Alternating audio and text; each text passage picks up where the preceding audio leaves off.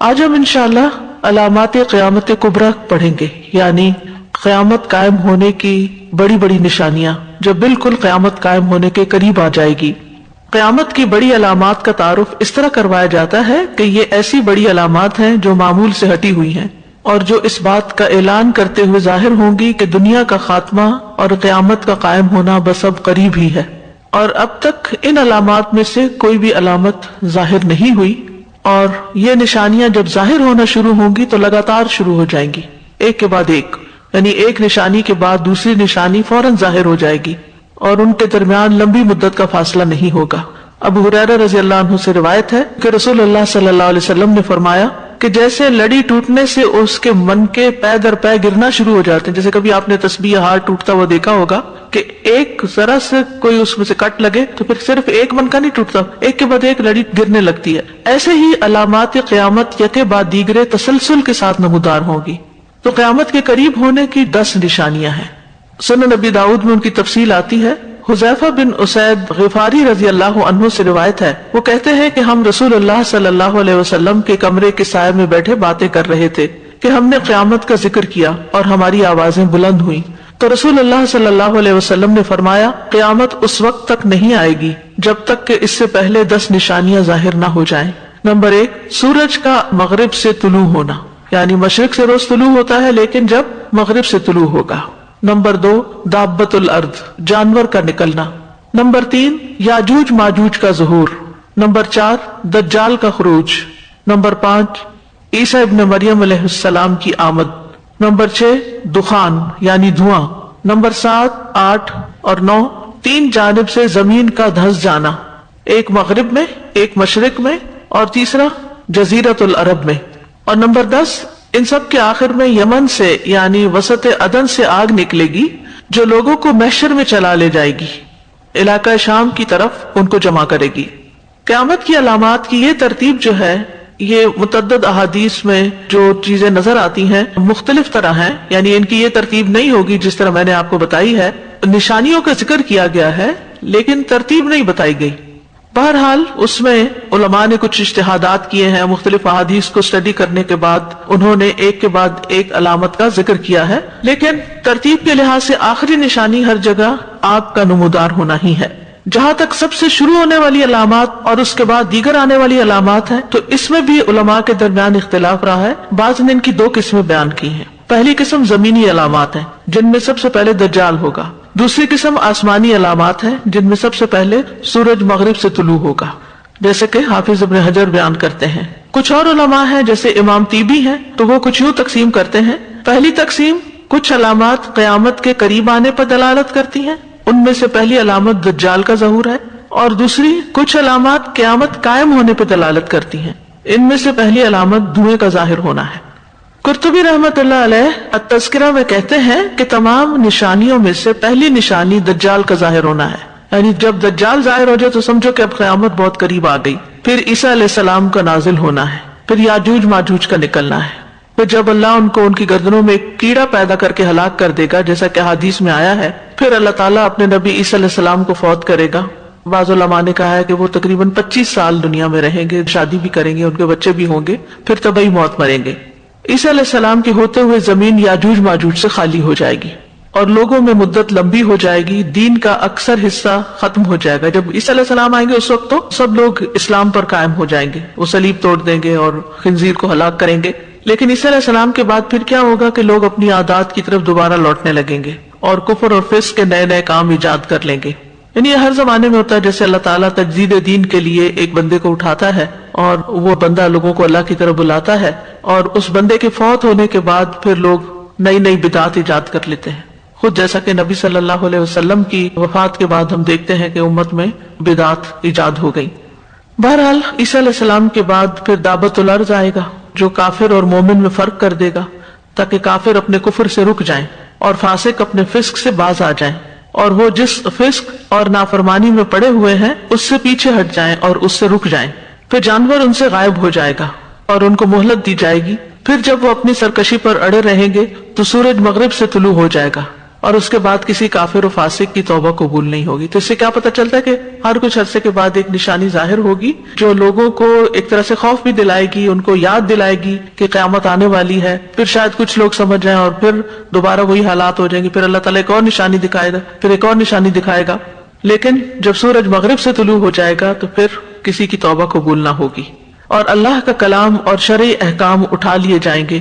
اس کے فوراً بعد جلد ہی قیامت قائم ہو جائے گی، کیونکہ اللہ سبحانہ وتعالیٰ فرماتے ہیں وَمَا خَلَقْتُ الْجِنَّ وَالْإِنسَ إِلَّا لِيَعْبُدُونَ کہ میں نے جن و انس کو اپنی عبادت کے لیے پیدا کیا ہے. تو جب عبادت ہی ختم ہو جائے گی تو پھر اللہ تعالیٰ زمین پر لمبی عمر لوگوں کو باقی نہیں رہنے دے گا. بعض علماء نے اس طرح اس بات کا ذکر کیا ہے. تو پہلی علامت جو بڑی بڑی علامات میں سے ہے وہ دجال کا ظاہر ہونا ہے. تو آج ہم انشاءاللہ دجال کے بارے میں پڑھیں گے. دجال کا لفظ جو ہے یہ دجل سے ہے. دجل کہتے ہیں خلط ملط کرنا، مکس اپ کرنا، معاملے کو گڈمٹ کرنا. اور دجل اس وقت کہا جاتا ہے جب کوئی معاملے کو خلط ملط کرے اور ملمہ سازی کرے، یعنی چیزوں کو کچھ سے کچھ بنا کر دکھائے. اور دجال بہت زیادہ ملمہ سازی کرنے والے، یعنی چیز اصل میں کچھ ہے اور اس کے اوپر کچھ ملمہ سازی ایسے کی گئی کہ وہ کچھ اور ہی نظر آنے لگ گئی. تو دجال بہت زیادہ ملمہ سازی کرنے والے اور بہت زیادہ جھوٹ بولنے والے کو کہتے ہیں. یعنی ایسا شخص بہت کثرت سے جو جھوٹ بولتا ہے اور معاملات کو بہت زیادہ خلط ملط کر دیتا ہے. تو بہرحال مسیح الدجال اس کو کہا جاتا ہے اور کذاب بھی کہا جاتا ہے. دجال کا ایک معنی کذاب بھی کیا جاتا ہے کیونکہ وہ جھوٹ بولے گا اور لوگوں پر معاملات کو خلط ملط کرے گا، اپنے کفر کو چھپائے گا. اس کو مسیح بھی کہا جاتا ہے. تو ابن جریر کہتے ہیں جہاں تک لفظ مسیح کا تعلق ہے تو یہ فعیل کے وزن پر ہے. مسیح فعیل، اور اصل میں یہ ممسوح تھا. فعیل کا ایک معنی مفعول بھی کیا جاتا ہے نا، ایک فاعل کا اور ایک مفعول کا. تو مسیح کا لفظ جو ہے عیسیٰ علیہ السلام کے لیے بھی استعمال ہوتا ہے اور دجال کے لیے بھی استعمال ہوتا ہے. عیسیٰ علیہ السلام کو مسیح کیوں کہتے ہیں؟ امام ابن عبد البر اپنی کتاب التمہید میں کہتے ہیں کہ جہاں تک مسیح ابن مریم علیہ السلام ہے تو ان کے نام کے اشتقاق کے متعلق ابن انباری نے اہل لغت کے 5 اقوال بیان کیے. نمبر 1، مسیح بمعنی سیاحت کرنے والا، کیونکہ وہ زمین میں چل پھر کے تبلیغ کا کام کیا کرتے تھے. مسح الارض یعنی زمین کو عبور کرتے رہتے تھے. مسیح کا معنی چپکے پاؤں والا بھی کہا جاتا ہے، فلیٹ فٹ جس کو کہتے ہیں.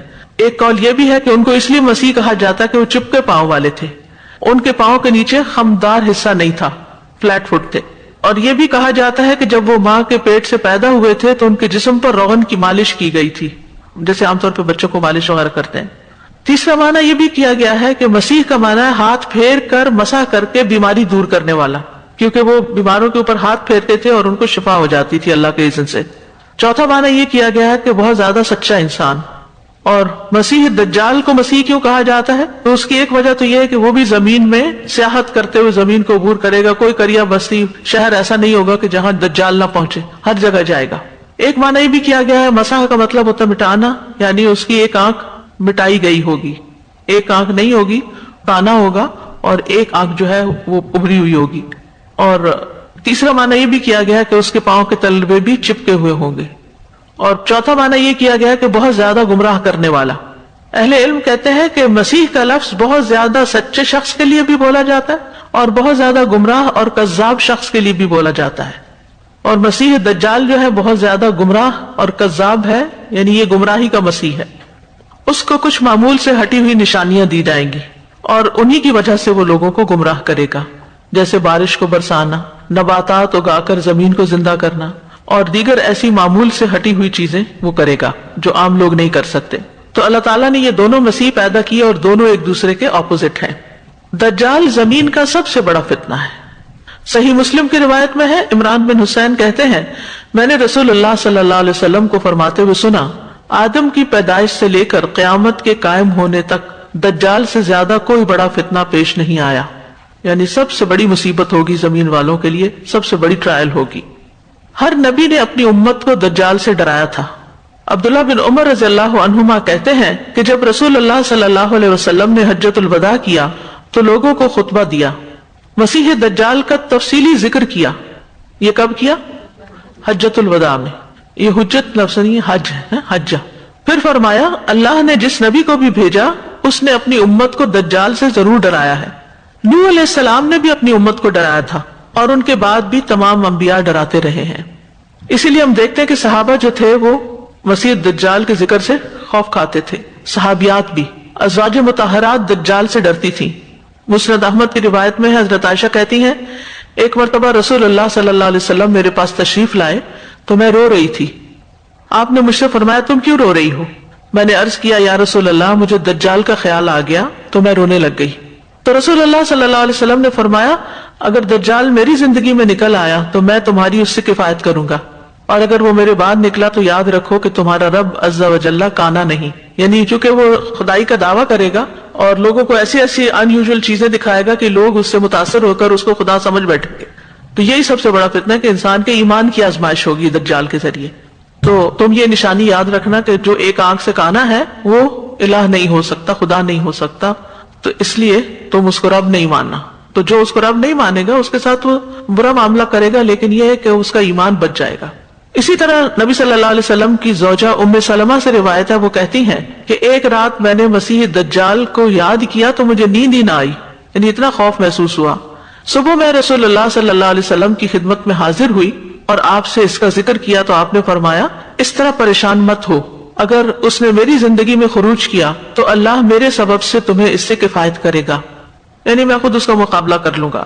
اور اگر اس نے میری وفات کے بعد خروج کیا تو اللہ نیک لوگوں کے سبب سے تمہیں اس سے کفایت کرے گا.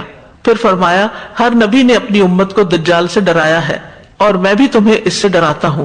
یقیناً وہ کانا ہے اور اللہ تعالیٰ کانا نہیں ہے. وہ زمین میں چلے گا اور زمین اور آسمان تو اللہ کی ملکیت ہے. خبردار رہو دجال کی دائیں آنکھ پھولے ہوئے انگور کی طرح ہے، یعنی جیسے انگور ہوتا ہے گرین انگور، تو اس طرح وہ آنکھ باہر نکلی ہوئی ہوگی. پھر یہ بھی ہے کہ نبی صلی اللہ علیہ وسلم کی امت میں دجال کا خروج ہوگا، کیونکہ آپ کی امت آخری امت ہے اور اسی میں ہی یہ خروج ہوگا. صحیح مسلم کی روایت ہے، آپ نے فرمایا یخرج الدجال فی امتی، کہ دجال میری امت میں نکلے گا. پھر اسی طرح یہ ہے کہ ہر شخص کو خود اس کا مقابلہ کرنا ہوگا. نواس بن سمان کہتے ہیں کہ رسول اللہ صلی اللہ علیہ وسلم نے دجال کا ذکر کیا تو فرمایا میں تمہارے بارے میں دجال کے علاوہ دوسرے فتنوں کا زیادہ خوف کرتا ہوں. اگر وہ میری موجودگی میں ظاہر ہو گیا تو تمہارے بجائے میں اس کا مقابلہ کروں گا، اور اگر میری موجودگی کے علاوہ ظاہر ہوا تو ہر شخص خود اس سے مقابلہ کرنے والا ہوگا، اور اللہ ہر مسلمان پر میرا خلیفہ اور نگہبان ہوگا. یعنی اللہ تعالیٰ پھر اس کی مدد بھی فرمائے گا. یعنی جو دجال کے سامنے ڈٹ گیا اور اس کی باتوں میں نہ آیا تو اللہ تعالیٰ اس کو کفایت کرے گے. پھر اسی طرح اس کی جو نشانیاں ہیں اور آنکھ کے علاوہ، تو رسول اللہ صلی اللہ علیہ وسلم نے فرمایا میں یہ بات دجال سے بھی زیادہ جانتا ہوں کہ اس کے ساتھ کیا ہوگا. یعنی نبی صلی اللہ علیہ وسلم دجال کو اس سے بھی زیادہ جانتے تھے، یعنی جتنا دجال اپنے آپ کو جانتا ہے کہ وہ کیا کرے گا. صحیح مسلم کی روایت ہے، حذیفہ کہتے ہیں کہ رسول اللہ صلی اللہ علیہ وسلم نے فرمایا میں یہ بات دجال سے بھی زیادہ جانتا ہوں کہ اس کے ساتھ کیا ہوگا. اس کے ساتھ بہتی ہوئی دو نہریں ہوں گی، جن میں سے ایک دیکھنے میں سفید پانی کی ہوگی اور دوسری دیکھنے میں بھڑکتی ہوئی آگ کی ہوگی، جیسے بہتی آگ چلی جا رہی ہو. دجال کے آنے کے بعد نیک اعمال کرنا، ایمان لانا فائدہ نہ دے گا. صحیح مسلم کی روایت ہے، ابو ہریرہ رضی اللہ عنہ کہتے ہیں کہ رسول اللہ صلی اللہ علیہ وسلم نے فرمایا 3 چیزوں کے ظاہر ہو جانے کے بعد کسی ایسے آدمی کا ایمان لانا اس کے لیے فائدہ مند نہ ہوگا جو اس سے پہلے ایمان نہ لایا ہو، یا اس نے اپنے ایمان کی حالت میں نیک عمل کمایا ہو تو وہ بھی فائدہ نہ دے گا. یعنی اگر پہلے سے کوئی ایمان نہیں لایا ہوا اور نیک عمل نہیں کرتا اور دجال کو دیکھ کر کرنا شروع ہو گیا تو فائدہ نہیں ہوگا. نمبر 1 سورج کا مغرب سے نکلنا، اس کے بعد بھی توبہ قبول نہیں ہوگی. نمبر 2 دجال کا نکلنا، اور نمبر 3 دابت الارض یعنی زمین سے جانور کا نکلنا. استاذہ جی میں یہ سوچ رہی تھی کہ مقابلہ کیسا ہوگا انسان کا اور دجال کا؟ وہ جب کچھ کرنے کو کہے گا کہ مجھے خدا مانو اور نہیں مانیں گے تو وہ قتل کرے گا، یا اس کے ساتھ ایک سو کال جنت اور جہنم ہوگی تو وہ انسان کو جہنم میں پھینکے گا تو وہ اس کے لیے اصل میں جنت بن جائے گی. تو بے شک پھینکتا ہے تو پھینک دے، نہ پھینکتا تو پھینک. ڈرنا نہیں ہے ایمان والے کو. بالکل دیٹس اوکے، ڈرنا نہیں ہے. ڈرنا ہے. میرا سوال ہے کہ مسیح کیا اس کو ویسے ٹائٹل دیا جائے گا؟ ہر ٹائٹل ہے اس کا. اچھا ویسے ہی مطلب جیسے مسیح دجال، ہم دعا بھی مانگتے ہیں نا وَنَعُوذُ بِكَ مِن فِتْنَةِ الْمَسِيحِ الدَّجَّالِ. استاذہ جی میں سوچ رہی تھی کہ صحابہ اور صحابیات اتنا ڈرتے تھے، اس کی وجہ یہ تھی کہ یقین تھا. ہم آج سنیں گے ہمیں کسی کو، مجھے تو کم از کم ایسا نہیں کہ نیند نہیں آئے گی دجال کے ڈر سے، کیونکہ ہمارے یقین کا لیول ہی وہ نہیں ہوتا. بس اللہ تعالیٰ سے یقین کی ہم نبی صلی اللہ علیہ وسلم کی صداقت اور وحی کی صداقت پر اس درجے کا یقین نہیں رکھتے نا کہ واقعی ایسے ہونے والا ہے. استاذہ بہت سے ویوز آتے ہیں دجال کے بارے میں، اکثر کہا جاتا ہے کہ نہیں دجالی سسٹم ہوگا، کوئی کہتا ہے کہ آج کل فون جو ہے وہ دجال ہے. یہ سب مطلب ساری من گھڑت باتیں ہیں. اسی لیے صحیح احادیث کی روشنی میں یہ جاننا بہت ضروری ہے کہ دجال اصل میں ہے کیا. میں تیاری کر رہی تھی تو مختلف اسکالرز وغیرہ کو سن رہی تھی اور لوگوں کو کہ کیا کہتے ہیں دجال کے بارے میں، کیونکہ بڑا ہاٹ ٹاپک ہے. لوگ بڑا انٹرسٹ لیتے ہیں اس میں اور طرح طرح کے انہوں نے ذہن میں باتیں رکھی بھی ہوتی ہیں. برمودا آئلینڈ کے بارے میں کہ دجال وہاں ہے، اور پھر اسی طرح کی کئی چیزیں، بڑی بڑی کتابیں بھی لکھی گئی ہیں اس پر، اور دجالی میڈیا اور دجالی فتنہ اور دجالی سسٹم. تو یہ سب مین میڈ فلسفے ہیں. دجال ایک شخص ہے جو باقاعدہ نکلے گا، اور اس کی ڈسکرپشن بھی نبی صلی اللہ علیہ وسلم نے دی، بلکہ اگلی حدیث میں مزید ڈسکرپشن بھی آ رہی ہے. تو یہ جتنا وہ ہے اور جو وہ ہے اتنا ہی ہمارے لیے ماننا ضروری ہے، باقی لمبی باتیں کرنے کی ضرورت نہیں ہے. اور ویسے بھی دین کے معاملات میں جو غیب کے معاملات ہیں ان میں ہم اپنی عقل اور اپنے امیجنیشن کو تو شامل کر ہی نہیں سکتے. دجال جب آ جائے گا اور پھر اس کے بعد جو لوگ اچھے عمل کریں گے وہ ایکسیپٹ نہیں ہوں گے، جو پہلے سے نہیں کرتے ہوں گے. جو نہیں. تو فار ایگزامپل سے ایمان کے ڈفرینٹ لیولز ہوتے ہیں، رائٹ؟ سے یور مڈل ایمان مسلم، اور پھر آپ نے دجال دیکھا اور پھر آپ کو اور زیادہ یقین آیا کہ ہاں لیکن کسی نہ کسی درجے پر تو تھے. اگر جو پہلے سے ایمان نہیں لایا وہ اب ایمان لائے تو اس کو فائدہ نہیں ہوگا ایمان لا کے نیک کام کرنے کا. لیکن وہ جو پہلے سے ایمان لایا ہوا ہے وہ کسی بھی درجے پر ہے، کچھ نہ کچھ کر رہا ہے، تو وہ اگر بعد میں بھی کرے گا تو انشاءاللہ ایکسیپٹیبل ہوگا. استاذہ جی یہ کہتے ہیں کہ زندہ اور مردہ دونوں کے اوپر کیا یہ فتنہ آئے گا؟ جیسے ہمیں اپنے لیے ورڈ ہونا چاہیے یا بچوں کے لیے؟ یا ڈر تو لگتا ہے، پتہ ہے کہ اسٹیجنگ سٹارٹ ہو گئی ہے دجال کے آنے کی. کچھ نہیں کہہ سکتے، یہ بھی نہیں کہہ سکتے، یہ بھی نہیں کہہ سکتے. ہمیں نہیں معلوم کہ آج آ جائے گا یا 100 سال بعد آئے گا یا 1000 سال بعد آئے گا، یہ بھی نہیں کہہ سکتے. نہیں، مردوں کو تو کچھ نہیں کہہ. مردے کا زیادہ یہ آتا ہے کہ وہ کسی مردے کو جنی کے زندہ کر کے دکھا دے گا، جیسے عیسیٰ علیہ السلام کرتے تھے نا. یہ بھی ایک پوائنٹ ہے. جی جیسے آپ نے ابھی بتایا کہ نبی صلی اللہ علیہ وسلم کہتے تھے کہ اگر میرے وقت میں بھی اس کا خروج ہو گیا، یا صحابیات تھی، آپ دیکھیں کہ 1400 سال سے اوپر گزر چکے ہیں. تو I mean for us to assume anything, any time frame is wrong. ہم نہیں کر سکتے. ہم نہیں کہہ سکتے آج ہو جائے یا 10,000 سال بعد ہو، ہمیں کچھ نہیں پتا. بس اصل میں یہ ہے کہ انسان ایمان کو تھام لے. کچھ بھی زندگی میں گزرتا رہے لیکن اپنا ایمان جو ہے نا اس کو سب سے قیمتی متاع سمجھے. استاد جی بس ایک بات ایڈ آن کرنا چاہ رہی تھی. اس سے بھی پتہ چلتا ہے کہ نبی صلی اللہ علیہ وسلم غیب کا بالکل ان کو علم نہیں تھا، جیسے انہوں نے کہا کہ اگر میرے سامنے آ گیا کیونکہ ان کو نہیں پتا تھا. اور دوسرا یہ کہ ہماری کتنی خوش قسمتی ہے کہ کلیئر اس کی نشانی بتا دی کہ وہ کانا ہوگا، جیسے پوری دونوں آنکھیں سلامت نہیں ہوں گی. تو یہ کتنی بڑی بڑی نشانی ہے. بالکل یعنی رب کانا نہیں، کیونکہ وہ رب ہونے کا دعویٰ کرے گا. دجال کہاں ہے یہ بھی ایک سوال ہوتا ہے. دجال اس وقت بھی دنیا میں موجود ہے اور وہ اپنے نکلنے کا انتظار کر رہا ہے. یہ بات ہمیں ایک طویل حدیث سے پتہ چلتی ہے. فاطمہ بنت قیس فرماتی ہیں کہ میں نے رسول اللہ صلی اللہ علیہ وسلم کی طرف سے ندا دینے والی کی آواز سنی جو کہہ رہا تھا نماز کی جماعت ہونے والی ہے. پس میں مسجد کی طرف نکلی اور میں نے رسول اللہ صلی اللہ علیہ وسلم کے ساتھ نماز ادا کی، اور اس حال میں کہ میں عورتوں کی صف میں تھی جو مردوں کی پشتوں سے ملی ہوئی تھی. یعنی بالکل آگے مرد کھڑے تھے اور میں ان کے پیچھے تھی. مسجد چھوٹی سی تھی نا. تو جب رسول اللہ صلی اللہ علیہ وسلم نے اپنی نماز پوری کر لی تو مسکراتے ہوئے ممبر پر تشریف فرما ہوئے. تو فرمایا ہر آدمی اپنی نماز کی جگہ پر ہی بیٹھا رہے. پھر فرمایا کیا تم جانتے ہو کہ میں نے تمہیں کیوں جمع کیا ہے؟ صحابہ نے عرض کیا اللہ اور اس کا رسول ہی بہتر جانتے ہیں. آپ نے فرمایا اللہ کی قسم میں نے تمہیں کسی بات کی ترغیب دینے یا اللہ سے ڈرانے کے لیے جمع نہیں کیا. میں نے تمہیں صرف اس لیے جمع کیا ہے کہ تمیم داری نصرانی آدمی تھے، پس وہ آئے اور اسلام پر بیعت کی اور مسلمان ہو گئے، اور مجھے ایک بات بتائی جو اس خبر کے موافق ہے جو میں تمہیں دجال کے بارے میں پہلے سے ہی بتا چکا ہوں. تمیم داری عیسائی تھے، مسلمان ہوئے تو انہوں نے مجھے کچھ چیزیں بتائی ہیں جو بالکل وہی ہیں جو تمہیں بتا چکا ہوں. تمیم داری نے مجھے خبر دی کہ وہ لخم اور جذام کے 30 آدمیوں کے ساتھ ایک بحری کشتی میں سوار ہوئے، پس انہیں 1 ماہ تک بحری موجیں دھکیلتی رہی. پھر وہ سمندر میں ایک جزیرے کی طرف پہنچے، یعنی جا کہیں رہے تھے لیکن ہوائیں مخالف سمت تھیں یا اس قسم کی تھیں کہ کشتی بس دھکے ہی کھاتی رہی. 1 مہینے تک کوئی ڈائریکشن نہیں پکڑ رہی تھی. پھر وہ سمندر میں ایک جزیرے کی طرف پہنچے یہاں تک کہ سورج غروب ہو گیا. تو وہ چھوٹی چھوٹی کشتیوں میں بیٹھ کر جزیرے کے اندر داخل ہوئے.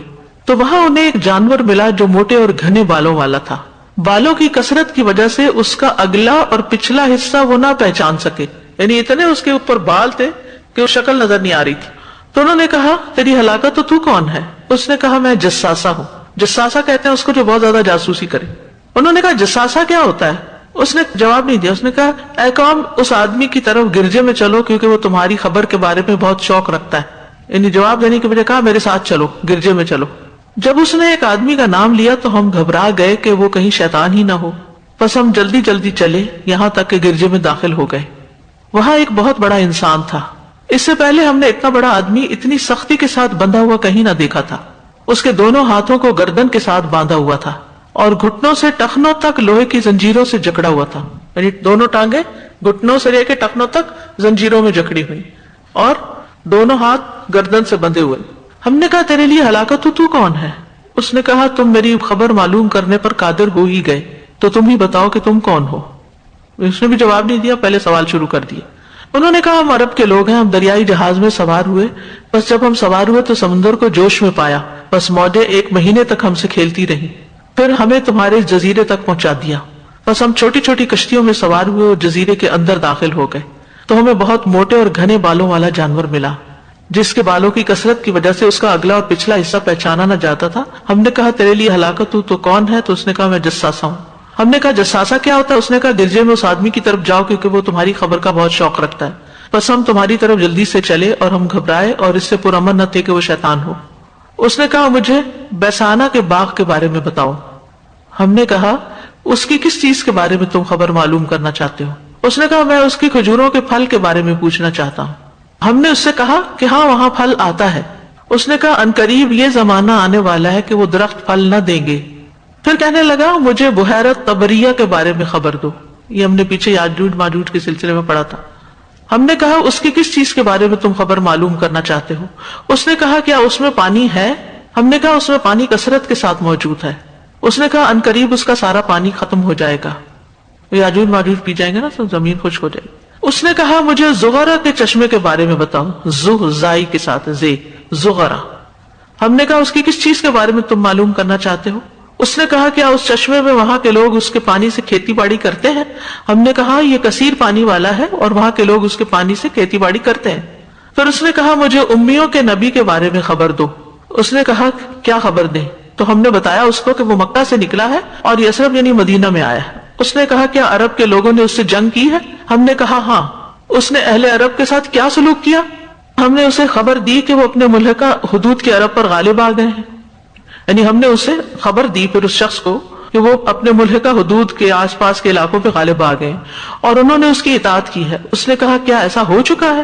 ہم نے کہا. اس نے کہا ان کے حق میں یہ بہتر ہے کہ وہ اس کے تابعدار ہو جائیں اور میں تمہیں اپنے بارے میں خبر دیتا ہوں کہ میں مسیح دجال ہوں. عنقریب مجھے نکلنے کی اجازت دے دی جائے گی، بس میں نکلوں گا اور زمین میں چکر لگاؤں گا اور 40 راتوں میں ہر بستی پہ اتروں گا، مکہ اور مدینہ کے علاوہ، کیونکہ ان دونوں پر داخل ہونا میرے لیے حرام کر دیا جائے گا. جب میں ان دونوں میں سے کسی میں داخل ہونے لگوں گا تو ایک فرشتہ تلوار لیے مجھے روک دے گا. رسول اللہ صلی اللہ علیہ وسلم نے اپنی انگلی کو منبر پر مارا اور فرمایا یہ طیبہ ہے، یہ طیبہ ہے، یہ طیبہ ہے، یعنی مدینہ ہے. کیا میں نے تمہیں یہ باتیں پہلے ہی بیان نہ کر دی تھی؟ لوگوں نے عرض کیا جی ہاں. آپ نے فرمایا مجھے تمیم کی اس خبر سے خوشی ہوئی ہے کہ وہ اس حدیث کے موافق ہے جو میں نے تمہیں دجال اور مدینہ اور مکہ کے بارے میں بیان کیا تھا. آگاہ رہو دجال شام یا یمن کے سمندر میں، اسپیسیفک بات نہیں کی، شام یا یمن کے سمندر میں ہے نہیں بلکہ مشرق کی طرف ہے. وہ مشرق کی طرف ہے، وہ مشرق کی طرف ہے. اور آپ نے اپنے ہاتھ سے مشرق کی طرف اشارہ کیا. تو بہرحال یہ باتیں بھی ہمیں صحیح حدیث سے پتہ چلتی ہیں کہ دجال جو ہے وہ زندہ ہے، جکڑا ہوا ہے، اور جب اللہ کا حکم ہوگا تو اس کو نکلنے کی اجازت دے دی جائے گی. لیکن ابھی کسی کو نہیں پتا کہ وہ کس سمندر کے کس جزیرے کے اندر بند ہے، اللہ عالم. لیکن بہرحال یہ نبی صلی اللہ علیہ وسلم کی خبر کی صداقت بھی ہوئی. تمیم داری کی یہ روایت جو انہوں نے اپنی آنکھوں سے دیکھا. دجال کے حلیے کے بارے میں چند باتیں ہیں. سب سے اہم نشانی کہ وہ ایک آنکھ سے کانا ہوگا. صحیح بخاری میں آتا ہے، ابن عمر سے روایت ہے کہ نبی صلی اللہ علیہ وسلم لوگوں میں کھڑے ہوئے، اللہ تعالیٰ کی ثنا بیان کی جو اس کی شان کے لائق تھی، پھر دجال کا ذکر فرمایا اور فرمایا کہ میں بھی تمہیں اس کے فتنوں سے ڈراتا ہوں. کوئی نبی ایسا نہیں گزرا جس نے اپنی قوم کو اس کے فتنوں سے نہ ڈرایا ہو. نوح علیہ السلام نے بھی اپنی قوم کو اس سے ڈرایا تھا. لیکن میں اس کے بارے میں تمہیں ایسی بات کہوں گا جو کسی نبی نے اپنی قوم سے نہیں کہی، اور وہ بات یہ ہے کہ دجال کانا ہوگا اور اللہ اس سے پاک ہے. اور یہ کہنے کا مطلب کیا ہے کہ لوگ اس کے پیچھے لگ جائیں گے، اس کو اپنا الہ مان لیں گے، تو جو کہ غلط کریں گے. مسند احمد کی روایت میں آتا ہے، ابن عباس سے روایت ہے کہ نبی صلی اللہ علیہ وسلم نے دجال کے متعلق فرمایا اگر ہلاک ہونے والے ہلاک ہونے لگیں گے تو تم یاد رکھنا کہ تمہارا رب تعالیٰ کانا نہیں. ہلاک ہونے سے مراد یہاں کیا ہے؟ یعنی اپنا ایمان کھو دیں گے اور دجال کے پیچھے لگ جائیں گے. پھر اسی طرح انگور کی طرح پھولی ہوئی آنکھ اور گھنے بال ہوں گے. مسند احمد کی عبداللہ بن عمر سے روایت ہے، کہتے ہیں کہ رسول اللہ صلی اللہ علیہ وسلم نے فرمایا، بے شک دجال دائیں آنکھ سے کانا ہوگا، اس کی دوسری آنکھ انگور کے دانے کی طرح پھولی ہوئی ہوگی، یعنی باہر نکلی ہوئی ہوگی. عبداللہ رضی اللہ عنہ نے بیان کیا کہ نبی صلی اللہ علیہ وسلم نے ایک دن لوگوں کے سامنے دجال کا ذکر کیا اور فرمایا کہ اس میں کوئی شبہ نہیں کہ اللہ تعالیٰ کانا نہیں ہے، لیکن دجال دانی آنکھ سے کانا ہوگا، اس کی آنکھ پھولے ہوئے انگور کی طرح ہوگی. ایک روایت میں ہے وہ گھنے بالوں والا ہوگا. مسند احمد کی روایت سے پتہ چلتا ہے کہ اس کی آنکھ شیشے کی طرح ہوگی. ابی ابن کعب سے روایت ہے کہ آپ نے دجال کا تذکرہ کرتے ہوئے فرمایا کہ اس کی ایک آنکھ سب شیشے کی طرح محسوس ہوگی، جیسے کوئی شیشے کی چیز آنکھ پہ رکھی ہوئی ہے. یہ اس کی خاص علامت ہے. وہ نوجوان ہوگا، گھنگریالے بالوں والا ہوگا. صحیح مسلم کی روایت میں آتا ہے، نواس بن سمان کہتے ہیں کہ رسول اللہ صلی اللہ علیہ وسلم نے دجال کا ذکر کیا تو فرمایا، دجال نوجوان، گھنگریالے بالوں والا اور پھولی ہوئی آنکھ والا ہوگا. صحیح بخاری کی روایت میں آتا ہے، نبی صلی اللہ علیہ وسلم نے فرمایا، میں نے رات کو کعبہ کے پاس خواب میں ایک شخص کو دیکھا، سخت اور مڑے ہوئے بالوں والا، جو داہنی آنکھ سے کانا تھا. یعنی خواب میں آپ کو دکھایا گیا. اسے میں نے ابن قطن سے سب سے زیادہ شکل میں ملتا ہوا پایا. کوئی ایک شخص تھا جس کا نام ابن قطن تھا، وہ ایک شخص کے شانوں پر اپنے دونوں ہاتھ رکھے ہوئے بیت اللہ کا طواف کر رہا تھا، یعنی کسی کے کندھے پہ ہاتھ رکھ کے چل رہا تھا. میں نے پوچھا یہ کون ہے؟ فرشتوں نے بتایا یہ دجال ہے. یعنی خواب میں آپ کو وہاں دکھایا گیا، لیکن جب وہ اصل میں آئے گا تو مکہ میں داخل نہیں ہو سکے گا. خواب کی بات اور ہے، آپ اس میں کنفیوز نہ ہو کہ آپ نے تو یہ فرمایا کہ مکہ مدینہ میں داخل نہیں ہو سکے تو اب طواف کیسے کر رہا ہے. تو یہ خواب دکھایا گیا تھا. اصل میں نبی صلی اللہ علیہ وسلم کو جو خواب کے ذریعے دکھایا جاتا تھا وہ اس لیے تاکہ وہ لوگوں کو اس کا حال حلیہ بتا سکیں، واضح کر سکیں. پھر یہ ہے کہ قد کا بہت لمبا نہیں ہوگا، ویسے وہ بھاری بھرکم ہوگا لیکن قد لمبا نہیں ہوگا. اور یہ بھی کہا جا سکتا ہے کہ ہو سکتا ہے کہ ابھی اس کا قد لمبا ہو لیکن اس وقت اللہ تعالیٰ کوئی تبدیلی کر. سنن نبی داؤد کی روایت ہے، رسول اللہ صلی اللہ علیہ وسلم نے فرمایا، بے شک میں نے تمہیں دجال کے متعلق بہت کچھ بتایا ہے، لیکن مجھے اندیشہ ہے کہ کہیں تم نے اسے سمجھا نہ ہو. یاد رکھو مسیح دجال پست قد، باہر کو نکلی ٹیڑھی پنڈلیوں والا ہے، یعنی باہر کی طرف جیسے کرو ہوتا ہے. بہت گھنگریالے بالوں والا، ایک آنکھ سے کانا ہوگا جو کہ مٹی ہوئی ہوگی، نہ تو ابری ہوگی نہ بالکل اندر گھسی ہوئی ہوگی، ممسوح. پھر اگر تم اس کو پہچاننے میں شبہ کرو تو جان رکھو کہ بے شک تمہارا رب کانا نہیں. پھر ایک اور علامت یہ بتائے گی کہ رنگ سفید ہوگا، سر سانپ کی طرح ہوگا. مسند احمد کی روایت میں ہے، ابن عباس رضی اللہ عنہما نبی صلی اللہ علیہ وسلم سے بیان کرتے ہیں کہ آپ نے دجال کے متعلق فرمایا کہ وہ کانا ہوگا، سفید چمکتا ہوا رنگ ہوگا اس کا، اور اس کا سر سانپ کی طرح محسوس ہوگا. یعنی جسم زیادہ بھاری ہوگا تو سر اوپر اس کے مقابلے میں چھوٹا ہوگا. اگر آپ سانپ کو امیجن کریں، کوبرا وغیرہ کو جیسے، تو پیچھے سے وہ بڑا ہوتا ہے اور اوپر سے ذرا چھوٹا. دجال یہودی ہوگا اور اس کی کوئی اولاد نہ ہوگی، دجال کی اولاد نہیں ہوگی. ابو سعید خدری رضی اللہ عنہ کا بیان ہے کہ ابن سیاد نے مجھ سے کچھ باتیں کہیں، یہ یہودیوں میں سے ایک شخص تھا، جن کی وجہ سے مجھے اسے برا کہنے میں شرم محسوس ہوئی. اس نے کہا، میں نے اپنے بارے میں لوگوں سے معذرت کی ہے کہ میں دجال نہیں ہوں، لیکن اے اللہ کے رسول کے صحابہ، پتہ نہیں تمہیں میرے بارے میں کیا گمان ہے؟ کیا رسول اللہ صلی اللہ علیہ وسلم نے نہیں فرمایا کہ دجال یہودی ہوگا اور میں تو اب مسلمان ہوں؟ یہ بعد میں مسلمان ہو گئے تھے. آپ نے فرمایا کہ دجال کی اولاد نہیں اور میری تو اولاد ہے. آپ نے فرمایا اللہ نے دجال کا مکہ میں داخلہ حرام کیا لیکن میں نے تو حج کر رکھا ہے. ابو سعید خدری کہتے ہیں وہ ایسی باتیں کرتا رہا حتیٰ کہ قریب تک میں اس کی باتوں پہ یقین کر لیتا، لیکن ساتھ ہی اس نے کہا، اللہ کی قسم میں اچھی طرح جانتا ہوں کہ دجال اس وقت کہاں ہے اور اس کے ماں باپ کو بھی پہچانتا ہوں. لوگوں نے ابن سیاد سے پوچھا، تجھے پسند ہے کہ تو ہی دجال ہو؟ اس نے کہا، اگر مجھے بنا دیا جائے تو میں ناپسند نہیں کروں گا، کیونکہ اس کو پاور اتنی دی جائے گی اور اتنی کچھ نشانیاں، بہرحال ناسمجھی کی بات ہے. تو ابن سیاد جو ہے یہ مدینہ کا رہائشی تھا، نوعمر تھا، کاہن تھا اور یہودی تھا، اور اس میں کچھ ایسی سمٹمز تھی کہ جس کی وجہ سے صحابہ اور خود نبی صلی اللہ علیہ وسلم کو شبہ ہوا کہ شاید یہی دجال نہ ہو. لیکن دلائل سے یہ بات ثابت ہوتی ہے کہ ابن سیاد دجال نہیں تھا، بلکہ ایسا شخص تھا جس میں دجال کی کچھ علامتیں پائی جاتی تھی. وہ پہلے یہودی تھا لیکن نبی صلی اللہ علیہ وسلم کی وفات کے بعد مسلمان ہو گیا، تو اس کو تابعی کہیں گے، صحابی نہیں کہیں گے، کیونکہ اس نے حالت اسلام میں نبی صلی اللہ علیہ وسلم کو نہیں دیکھا. بہرحال دجال کی دونوں آنکھوں کے درمیان کافر لکھا ہوا ہوگا، کافر. رسول اللہ صلی اللہ علیہ وسلم نے فرمایا، ان بین عینیہ مکتوب کافر، اس کی دونوں آنکھوں کے درمیان کافر لکھا ہوا ہے.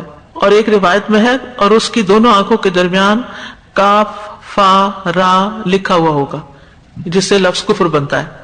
جیسے روٹس لکھتے ہیں نا الگ الگ، کاف فا را. ہر مومن اور جو بھی دجال کے عمل کو ناپسند کرے گا کافر لکھا ہوا پڑھ لے گا، یعنی اس کو نظر آ جائے گا۔ صحیح مسلم کی روایت ہے، عمر بن ثابت انصاری رضی اللہ عنہ رسول اللہ صلی اللہ علیہ وسلم کے بعض صحابہ سے روایت کرتے ہیں کہ رسول اللہ صلی اللہ علیہ وسلم نے لوگوں کو دجال کے بارے میں خبردار کرتے ہوئے فرمایا کہ اس کی دونوں آنکھوں کے درمیان کافر لکھا ہوا ہوگا، جسے وہی پڑھ سکے گا جو اس کے عمل کو ناپسند کرے گا، یا پھر ایمان والے اس کو پڑھ سکیں گے۔ آپ نے فرمایا تم میں سے کوئی بھی اپنے رب عز و جل کو مرنے تک ہرگز نہیں دیکھ سکتا، تو وہ جو کہے گا میں اللہ ہوں یا رب ہوں تمہارا، تو اس کی یہ بات یا دعویٰ بالکل جھوٹا ہوگا، کیونکہ کوئی بھی شخص اس دنیا میں اپنے رب کو نہیں دیکھ سکتا۔ پڑھے لکھے اور ان پڑھ سب ایمان والے لفظ کافر پڑھ لیں گے۔ یعنی بعض وقت یہ ذہن میں خیال آ سکتا ہے کہ ہمیں تو عربی پڑھنی نہیں آتی تو کیا ہم پڑھ سکیں گے؟ ہاں، اگر ایمان ہے تو پڑھ لیں گے۔ حذیفہ رضی اللہ عنہ سے روایت ہے، وہ کہتے ہیں کہ رسول اللہ صلی اللہ علیہ وسلم نے فرمایا اس کی دونوں آنکھوں کے درمیان کافر لکھا ہوگا، جسے ہر پڑھا لکھا اور ان پڑھ مسلمان پڑھ لے گا۔ جی میں یہ سوچ رہی تھی کہ اس میں آپ نے کہا نا کہ اس کے عمل کو جو ناپسند کرے گا، تو یہ کتنا ضروری ہے کہ کیونکہ ہم کئی مرتبہ کسی کے عمل کو دیکھتے بھی ہیں اور نہ وہ شو کرتے ہیں کہ ہمیں وہ اچھا نہیں عمل لگا، یا ہم یہ بھی نہیں کہتے کہ تم غلط کر رہے ہو، اتنا ڈرتے ہیں ایک دوسرے سے، کسی کو غلط کہتے ہوئے بھی 10 دفعہ سوچنا پڑتا ہے کہ بھئی غلط تم کام کر رہے ہو، یا پھر کسی کی کوئی جب تک برائی کو دل سے برا نہ سمجھا جائے تو پھر ایمان وہ حدیث یاد آتی نا کہ کم از کم دل میں برا جانو، ہاتھ سے نہیں روک سکتے یا زبان سے نہیں، تو پھر کتنا ضروری ہے اس آل اوور میں کہ ایمان کا لیول اتنا ہائی ہو، کیونکہ ہم ایمان تو سب رکھتے ہیں لیکن ہم ڈفرینشیٹ نہیں کر سکتے اچھے اور برے، بلکہ اپنی بھی تعویلیں کرتے رہتے ہیں، کوئی گناہ ہو جائے یا کوئی غلطی ہو جائے تو اللہ تعالیٰ ہمیں پھر توبہ نہیں کرتا نا انسان، اگر غلطی ہو جائے اور اس کو وہ غلطی سمجھے ہی نہ تو پھر تو توبہ بھی نہیں کرتا۔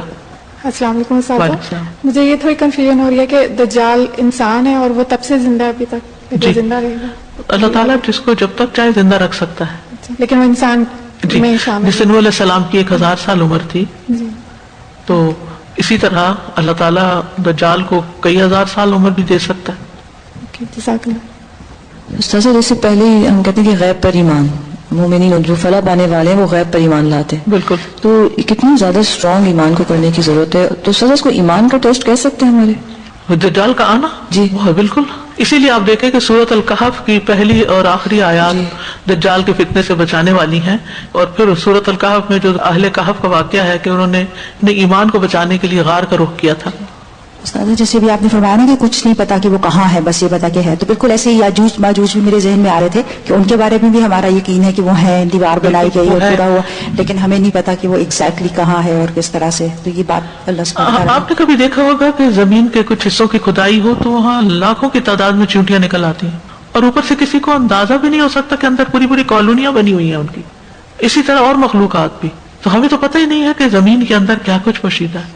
سازا جی یہاں پہ ایک چیز ہو رہی تھی کہ جیسے شیطان بھی پہلے جو تھا اتنا عبادت گزار تھا اور پھر اس کے بعد اس نے ایسے نافرمانی کی اور اس طرح کا ہوا، پھر دجال کا بتا رہے ہیں کہ پہلے یہودی تھا اور پھر وہ یہودی ہی ہوگا، یہودی ہے، اسی لیے یہودیوں کو دجال کی آمد کا بہت انتظار ہے، بہت انتظار ہے، اور اس میں ایک نشانی یہ لوگ بتاتے ہیں کہ مسجد میں دیکھو، کسی نے بتایا تھا مجھے، کتنی سچ بات ہے کہ دیکھو جب فجر کی، یہ لوگ ابھی بھی جاسوسی میں ہیں کہ فجر کی ٹائم پہ مسلمانوں کی مسجدوں میں کتنا رش ہوتا ہے، جب یہ رش بڑھ جائے گا زیادہ سے زیادہ مسلمان مسجدوں میں ہوا کریں گے فجر میں، تو اس کی نشانی ہے کہ پھر دجال آئے گا، یہ کسی ان کی کہاوتوں میں ہوگا، جی ان کی کہاوتوں۔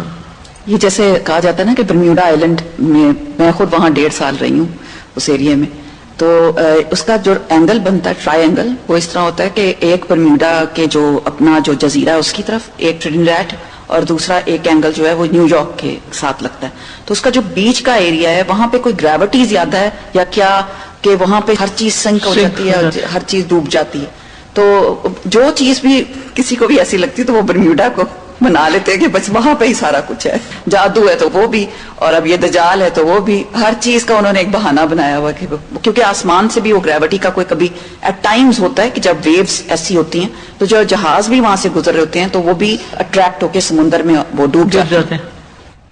دجال کے خروج کا وقت اور مقام، دجال کے خروج سے کچھ سال پہلے کے حالات کے بارے میں آتا ہے کہ دھوکہ عام ہو جائے گا۔ مسند احمد کی روایت ہے، انس بن مالک کہتے ہیں کہ رسول اللہ صلی اللہ علیہ وسلم نے فرمایا خروج دجال سے پہلے کچھ سال دھوکے والے ہوں گے، جن میں سچے کو جھوٹا اور جھوٹے کو سچا قرار دیا جائے گا۔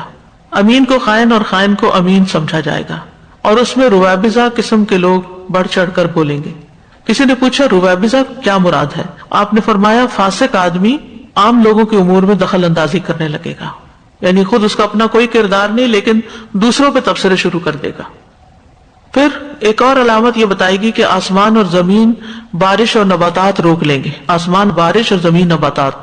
اسما بنت یزید انصاریہ روایت کرتی ہیں، وہ کہتی ہیں کہ رسول اللہ صلی اللہ علیہ وسلم کچھ صحابہ کے ساتھ میرے پاس تشریف فرما تھے تو دجال کا ذکر کرتے ہوئے فرمایا اس کے خروج سے پہلے 3 سال ایسے ہوں گے، پہلے سال آسمان اپنی 1/3 بارش روک لے گا، یعنی جتنی ہر سال پڑتی ہے اس میں سے 1/3 نہیں اترے گی، اور زمین اپنی 1/3 نباتات روک لے گی۔ اس سے اگلے سال آسمان اپنی 2/3 بارش روک لے گا، 2/3، اور زمین اپنی 2/3 نباتات روک لے گی، اگائے گی نہیں کچھ۔ اس سے اگلے سال آسمان اپنی مکمل بارش روک دے گا اور زمین اپنی مکمل نباتات روک لے گی، یہاں تک کہ ہر ڈاڑھ والا اور کھر والا جانور ہلاک ہو جائے گا۔ ظاہر ہے کہ نہ کوئی کھانے کی چیز، نہ پینے کی چیز، نہ پانی ہوگا پینے کو، اور نہ ہی زمین سے نباتات ایسی اگی ہوگی کہ جو کھا کے وہ پیٹ بھر لیں۔ دجال کے خروج کے قریبی دنوں میں ایمان اور نفاق کے 2 خیمے ہوں گے۔ سنن ابی داؤد کی روایت ہے، عبداللہ ابن عمر کہتے ہیں کہ ہم رسول اللہ صلی اللہ علیہ وسلم کے پاس بیٹھے ہوئے تھے کہ آپ نے فتنوں کا ذکر کیا اور بہت کثرت سے ان کا تذکرہ کیا، یہاں تک کہ فتنۃ الاحلاس کا ذکر کیا۔ تو ایک شخص کہنے لگا یا رسول اللہ فتنۃ الاحلاس کیا ہے؟ آپ نے فرمایا کہ بھاگم بھاگ اور غارت گری۔ پھر وسعت و فراخی کا فتنہ آئے گا جس کا ظہور میرے اہل بیت کے ایک شخص کے پاؤں تلے ہوگا، اس کا دعویٰ ہوگا کہ وہ مجھ سے ہے، حالانکہ وہ مجھ سے نہیں ہوگا، بلا شبہ میرے ولی اور دوست تو وہی ہیں جو متقی ہیں۔ پھر لوگ ایک آدمی پر صلح کر لیں گے جیسا کہ سرین ایک پسلی کے اوپر، یعنی نامعقول اور نااہل شخص، یعنی جس طرح انسان کی ہپس وغیرہ جو ہیں یہ اس کی پسلی پہ نہیں ٹک سکتی، تو اسی طرح اوپر جو لایا جائے گا تو وہ اس قابل نہیں ہوگا۔ پھر گھٹا ٹوپ اندھیرے کا ایک فتنہ اٹھے گا، اس امت میں سے کوئی نہیں بچے گا مگر اسے اس کا ایک تمانچہ ضرور پڑے گا۔ جب لوگ کہیں گے فتنہ ختم ہو گیا تو وہ اور بڑھ جائے گا، اس میں آدمی صبح کرے گا تو مومن ہوگا، شام ہوگی تو کافر ہو چکا ہوگا، یہاں تک کہ لوگ 2 خیموں میں تقسیم ہو جائیں گے، ایک ایمان کا خیمہ جس میں نفاق نہیں ہوگا اور دوسرا نفاق کا خیمہ جس میں ایمان نہیں ہوگا۔ بس اگر تم اس وقت ہوئے تو اس دن یا اس سے اگلے دن دجال کا انتظار کرنا، یعنی جب لوگوں کے اندر یہ بہت بڑی تقسیم نظر آ جائے گی تو پھر دجال نکلا ہی کہ نکلا۔ دجال کے خروج سے پہلے لوگوں میں آپس کی بغض اور عداوت مزید بڑھ جائے گی۔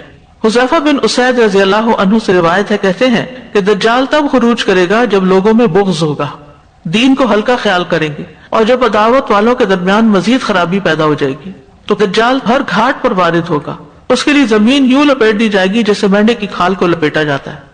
اللہ تعالیٰ محفوظ رکھے، یعنی ہر گھاٹ پہ وارد ہوگا، ہر جگہ پہنچ جائے گا اور لوگوں کو مشکل میں ڈالے گا۔ پھر اسی طرح ایک روایت میں آتا ہے کہ قسطنطنیہ کی فتح کے بعد دجال کا خروج ہوگا۔ صحیح مسلم کی روایت ہے، ابو ہریرہ کہتے ہیں کہ رسول اللہ صلی اللہ علیہ وسلم نے فرمایا قیامت اس وقت تک قائم نہ ہوگی یہاں تک کہ رومی الاعماق یا دابق میں اتریں گے، ایک علاقے کا نام، پیچھے بھی یہ حدیث گزری ہے۔ ان سے لڑنے کے لیے ایک لشکر مدینہ روانہ ہوگا، وہ ان دنوں زمین والوں میں سے سب سے زیادہ نیک لوگ ہوں گے۔ جب وہ صف بندی کریں گے تو رومی کہیں گے کہ تم ہمارے اور ان کے درمیان خلل اندازی نہ کرو، جنہوں نے ہم میں سے کچھ لوگوں کو قیدی بنا لیا ہے ہم ان سے لڑیں گے۔ مسلمان کہیں گے نہیں، اللہ کی قسم ہم اپنے بھائیوں کو تنہا نہیں چھوڑیں گے کہ تم ان سے لڑتے رہو۔ بالآخر وہ ان سے لڑائی کریں گے، بالآخر 1/3 مسلمان بھاگ جائیں گے جن کی اللہ کبھی بھی توبہ قبول نہیں کرے گا، 1/3 قتل کر دیے جائیں گے جو اللہ کے نزدیک افضل الشہداء ہوں گے، اور 1/3 فتح حاصل کر لیں گے، انہیں کبھی آزمائش میں نہ ڈالا جائے گا۔ بس وہ قسطنطنیہ کو فتح کریں گے۔ جس وقت وہ آپس میں مال غنیمت تقسیم کر رہے ہوں گے، ان کی تلواریں زیتون کے درختوں کے ساتھ لٹکی ہوئی ہوں گی، تو اچانک شیطان چیخ کر کہے گا مسیح دجال یقیناً تمہارے اہل و عیال تک پہنچ چکا ہے، تو وہ وہاں سے نکل کھڑے ہوں گے، لیکن یہ خبر جھوٹی ہوگی۔ جب وہ شام پہنچیں گے تو اس وقت دجال نکلے گا، اسی دوران کہ وہ جہاد کے لیے تیاری کر رہے ہوں گے اور صفوں کو سیدھا کر رہے ہوں گے کہ نماز کے لیے اقامت کہی جائے گی اور عیسیٰ ابن مریم نازل ہو جائیں گے۔ سنن ابی داؤد میں معاذ بن جبل کی روایت ہے، وہ کہتے ہیں کہ رسول اللہ صلی اللہ علیہ وسلم نے فرمایا بیت المقدس کی آبادی مدینہ کی بے آبادی ہوگی، اور مدینہ کی بے آبادی کے نتیجے میں بہت بڑی جنگ ہوگی، اور اس جنگ کا ظہور قسطنطنیہ کی فتح ہوگا، اور قسطنطنیہ کی فتح کے بعد دجال آئے گا۔ پھر آپ نے معاذ بن جبل کی ران یا کندھے پر اپنا ہاتھ مارا اور فرمایا بے شک ایسا ہونا اسی طرح سچ اور حق ہے جیسا کہ تمہارا یہاں ہونا اور یہاں بیٹھے رہنا حق ہے۔ تو بہرحال یہ بھی کہا جاتا ہے کہ دجال کو کوئی غصہ دلا دے گا تو وہ نکل آئے گا۔ صحیح مسلم کی روایت میں ہے دجال غصے میں آئے گا اور اس غصے کے بعد خروج کرے گا جو اس کو دلایا جائے گا۔ پھر یہ بھی بتایا گیا خراسان سے نکلے گا، سنن ترمذی کی روایت ہے۔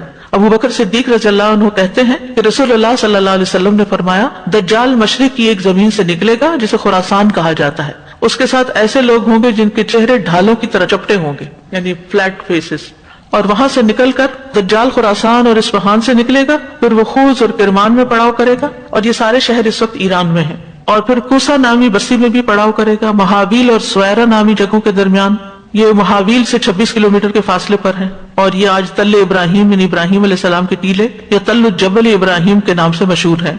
پھر عراق اور شام کے درمیان ایک راستہ ہے جسے خلا کہا جاتا ہے، وہاں نمودار ہوگا اور اردن میں داخل ہوگا، اور عقبۃ افیق میں اس کی تباہی کا آغاز ہوگا۔